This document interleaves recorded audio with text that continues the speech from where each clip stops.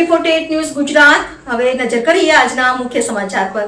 વાલિયા પંથકમાં વરસેલ ભારે વરસાદને પગલે સિલુડી ગામ બેટમાં ફેરવાતા લોકોના ઘરોમાં પાણી ભરાયા હતા। તંત્ર દોડી આવી 50 જેટલા લોકોને સ્થળાંતર કરવાની ફરજ પડી હતી।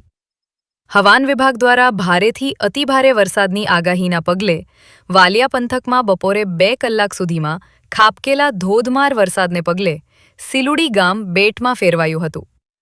ગામમાંથી પસાર થતા કોતરના પાણી 10થી વધુ ઘરોમાં ઘૂસી જતા ગ્રામજનોમાં નાસભાગ મચી હતી। પૂર જેવી સ્થિતિમાં લોકોને પોતાની ઘરવખરી પણ બચાવવાનો સમય મળ્યો ન હતો।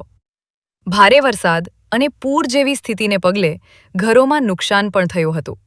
જ્યારે એક મકાનમાં ભૂવો પડી ગયો હતો તો સ્કૂલ ફળિયામાં 2 મકાનોની દિવાલ પડતા 7 લોકોનો આબાદ બચાવ થયો હતો। પરિવારે દિવ્યાંગ વૃદ્ધાને બચાવી લીધી હતી।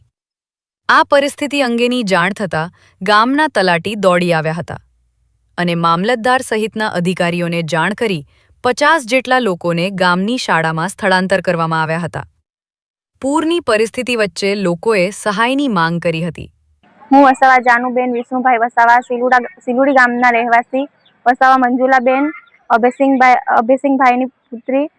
અમારા ઘરમાં વરસાદ પડતા આટલું બધું પાણી વધારે ભરાઈ જતા અમે પાણી કાઢતા સામાન અડધો આમ મૂકે કે તેમ મૂકે એમ સમજ ના પડતા પાણી કાઢવા જતા અડધી દિવાલ તૂટી પડતા દાદીને બચાવીએ કે પછી અમે સામાન આમ તેમ લઈ જઈએ ખબર ના પડતા આટલું બધું નુકસાન થયું। તો અમે એટલી આશા રાખીએ કે અમારું ઘર બની જાય અને અમને સરકાર તરફથી સહાય મળે।